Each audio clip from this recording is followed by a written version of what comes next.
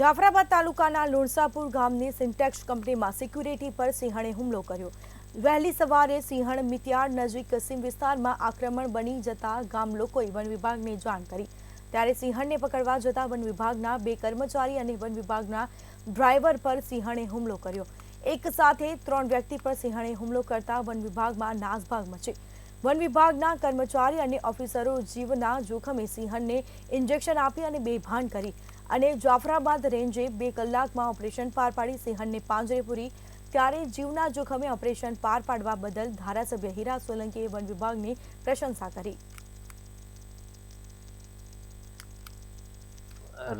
Jafrabad civil હોસ્પિટલથી phone આવતા કે તાત્કાલિક કોઈક સિંહણે આપણા અધિકારીઓ પર ગાડીમાં કાચ તોડીને એટેક કર્યા એવા સમાચાર મળતા તાત્કાલિક જ હું હોસ્પિટલે પહોંચ્યો। ત્યારે ધ્યાન ઉપર આવ્યું કે અધિકારીઓ પર સિંહણે જીવલેણ હુમલો કર્યો હોય।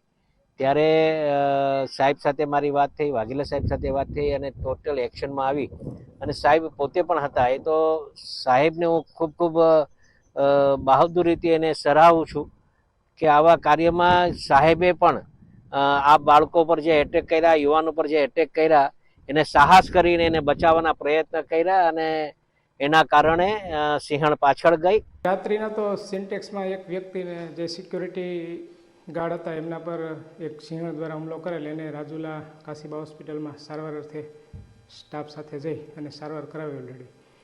અને સવારમાં 9:15 મિતિયાળા સરપંચનો અમારા સ્ટાફને મેસેજ આવ્યો કે એક સિંહણને કંઈક તકલીફ છે, બીમાર હોય એવું લાગે છે।